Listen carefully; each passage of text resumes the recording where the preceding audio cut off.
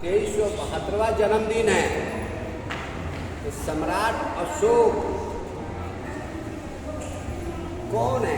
सम्राट अशोक ने अपने जीवन में क्या किया आप लोग जानते हैं क्या? जानते हैं मगर उतना नहीं जानते जितना जानना चाहिए। सम्राट अशोका ने कलिंग युद्ध के बाद वो इस देश में भारत का सबसे पहला नाम क्या था आप लोग जानते हैं क्या? भारत का 1 नंबर का नाम, सबसे पुराना नाम ऐसे नहीं ऐसे बनाना। हाँ पूरा बना लो। ऐसे ऐसे लंबा करना। हाँ ठीक है। सम्राट अशोक के समय में समझ गए ना, बुद्ध के समय में ये भारत नाम नहीं था। सबसे भारत का पुराना नाम क्या है? कितने लोग बताएंगे नाम? नहीं जानते हैं ना? इस भारत का सबसे पुराना नाम यानी पहला नाम जम्बू द्वीप था। क्या नाम था? जम्बू द्वीप। जम्बू द्वीप को सम्राट अशोक ने भारत वर्ष बनाया। जम्बू द्वीप को सम्राट अशोक ने क्या बनाया? भारत वर्ष। मगर यहाँ के मनुवादी लोग भारत कहना पसंद नहीं करते, उनको गलानी नहीं है। क्या बोलते हैं? ये देश हिंदुस्तान हिंदुस्तान हिंदुस्तान है, समझिए। मगर ये देश हिंदुस्तान नहीं है। बाबा साहब ने संविधान में मालूम है क्या लिखा है? India dot is Bharat. कहीं संविधान में एक भी शब्द हिंदुस्तान नहीं है। हमारे लोगों को जो भारत वर्ष में रहने वाले जो हमारे नागरिक हैं, मानव जाति के लोग हैं, उनको हिंदुस्तान नहीं बोलना चाहिए। ये क्या देश है? भारत यानी भारतवर्ष। तो वो जम्बू द्वीप का दूसरा नाम क्या पड़ा? भारतवर्ष। तो भारत वर्ष इसलिए वो बोलना नहीं चाहता है, इसलिए कि ये बौद्धिस्ट नाम है। ये क्या नाम है? बौद्धिस्टों का नाम है। तो बौद्धिस्ट के नाम कैसे है आपको बता देना। समझ ना? रत वर्ष मतलब वर्षों से, समझ में आ गया ना? तो भा के मतलब होता है भास्कर। भा के मतलब भास्कर किसको कहते हैं? सूरज को, और ज्ञानी पुरुष को कहते हैं। भास्कर मतलब ज्ञानी भी होता है। तो भास्कर सूरज की तरह चलने वाला कौन व्यक्ति होते हैं? सूरज के लालिमा देखे हैं क्या? किस तरह होता है? उसी तरह भद्र जी का भी जीवर का लालिमा उसी तरह होता है। यानी भिक्षु लोग भी सूरज की तरह भिक्षु लोग समाज में जाते हैं ज्ञान के प्रकाश में। तो भा यानी भास्कर। रत मतलब होता है कार्यरत होना। वर्ष मतलब वर्षों से। जिस जम्बू द्वीप में बौद्ध भिक्षु लोग प्रचार प्रसार धर्म के प्रचार प्रसार में कार्यरत रहा करते थे, उस जम्बू द्वीप का दूसरा नाम भारतवर्ष नाम पड़ा। वर्ष मतलब सदियों से, आज से नहीं, बहुत सदियों से ये परंपरा चला आ रहा है। तो धम्म क्रांति समझते हैं ना? अभी तक भारत में और पूरे विश्व में बौद्ध धर्म है ना, और भारत में भी बौद्ध धर्म फल फूल रहा है, नहीं क्या? मारा नहीं है। तो धम्म क्रांति अभी तक कितने लोगों ने किया पूरे विश्व में? भारत के साथ साथ पूरे विश्व को भी लेंगे ना। अब केवल भारत का नहीं है, पूरे विश्व को भी है ना। हम लोग का धर्म जो है ना राष्ट्रीय नहीं है, अंतर्राष्ट्रीय है। Korea, Tibet, Burma, Lanka, Japan, Thailand, Sri Lanka, ये सब बहुत कंट्री है ना। भारत भी बहुत कंट्री होने जा रहा है। बाबा साहब का सपना था ना भारत को बौद्धमय बनाएंगे। आज सम्राट अशोक का सपनों का भारत बनाएंगे। तो सम्राट अशोक का सपनों का भारत कैसा था आप लोग जानते हैं क्या? उस समय जम्बू द्वीप भारतवर्ष बौद्धमय था। मानव कांशीराम का नाम जानते हैं ना? मानव कांशीराम क्या बोले थे? हमको सम्राट अशोक जैसा सपनों के भारत बनाना है।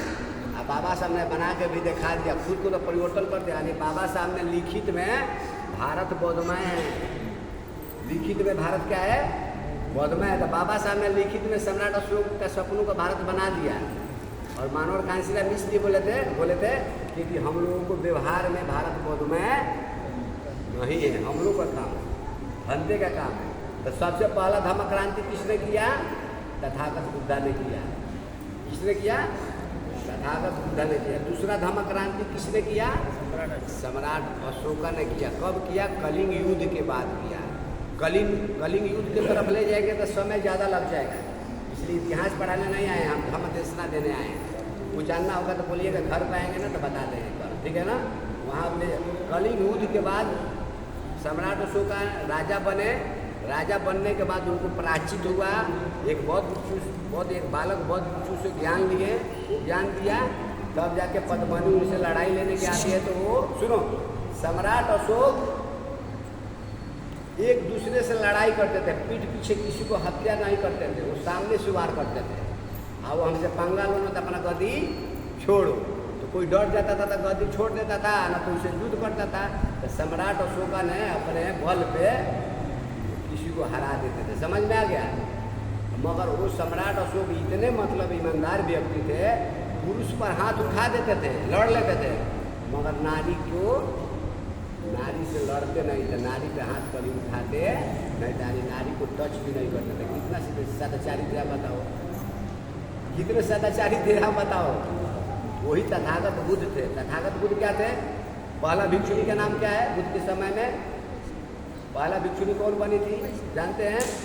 सिद्धार्थ गौतम की मौसी, जिसको लालन पालन की थी ना 7 दिन के बाद, प्रजापति पहला भिक्षुणी बनी थी। ये आपको जानना चाहिए। तो बुद्ध ने नारी को सम्मान दिया था ना अपने संग में। अशोधरा भी बनती है, ईशा गौतमी भी बनती है। अब बिहार की पहली भिक्षुणी कौन है जानते हैं क्या आप लोग? बिहार की पहली भिक्षुणी का नाम क्या है? भिक्षुणी का नाम आम्रपाली, बिहार की पहली भिक्षुणी है। तो सम्राट अशोका ने कलिंग युद्ध के बाद बुद्ध के धम्म में आए, कुछ संकल्प लिए, हम भारत में ही भारत को ही बौद्धमय नहीं बनाएंगे, पूरे विश्व को बौद्धमय बना देंगे। तो पूरे विश्व को बौद्धमय बनाने के लिए सम्राट अशोका ने क्या किया मालूम है क्या? अपने बेटा और अपने बेटी भिक्षु महेंद्र और भिक्षुणी संघमित्रा को भिक्षु बनाया। और अपने बेटा और अपने बेटी को कहाँ पहले विदा किया? श्रीलंका में। और श्रीलंका में जब बौद्ध धर्म फैला तो वहाँ से पूरे देश विदेशों में सम्राट अशोका ने फैलाने का काम किया। मगर सम्राट अशोका ने भारत में क्या किया?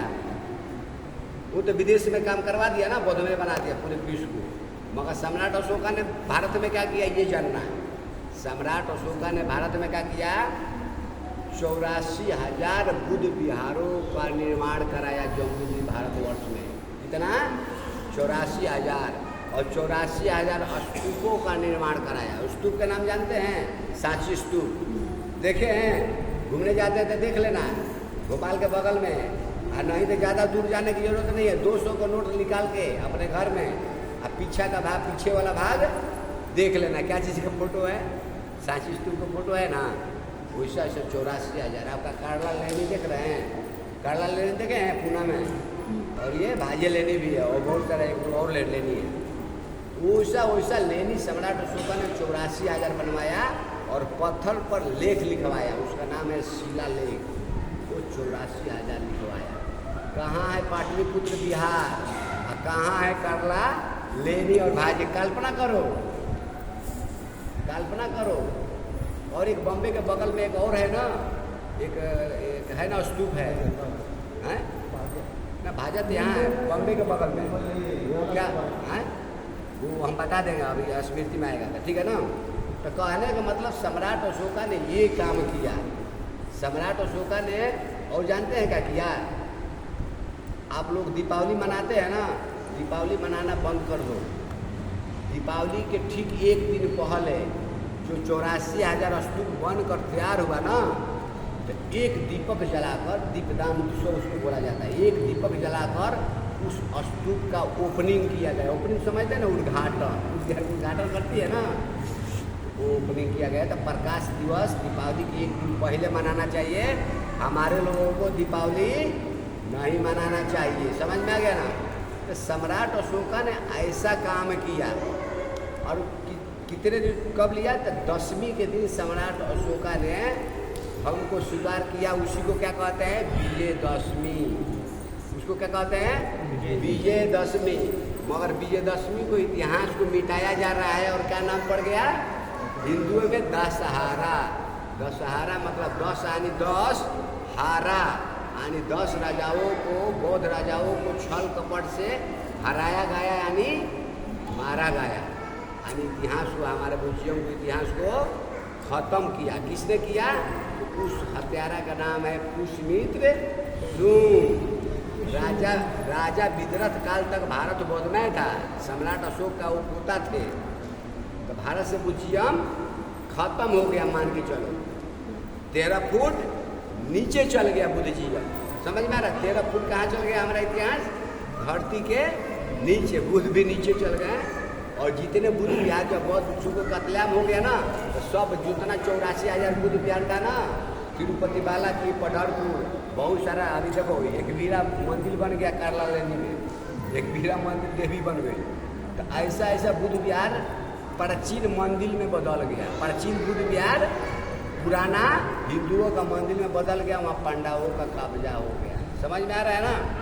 तो कब्जा होने के बाद क्या हुआ? तब अगर बाबा साहब नारी के समान में बुद्ध ने भी नारी को इज्जत दिया, सम्राट अशोका ने भी इज्जत दिया ना।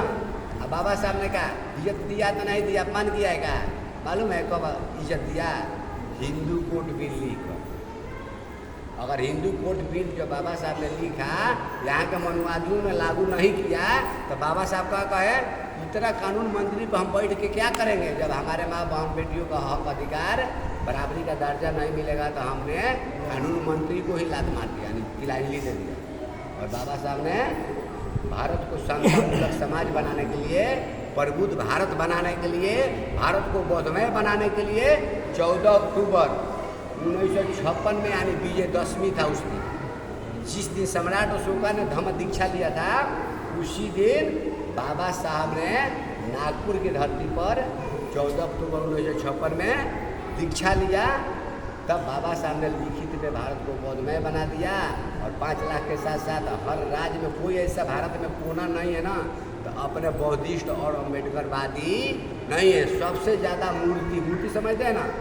सबसे ज़्यादा मूर्ति कितने लोगों का है? 2 महामानवों का सबसे ज़्यादा मूर्ति मिलेगा। 33 करोड़ देवी देवता से भी ज़्यादा में। यही तो बुद्ध को ही 33 करोड़ देवी देवता बना दिया।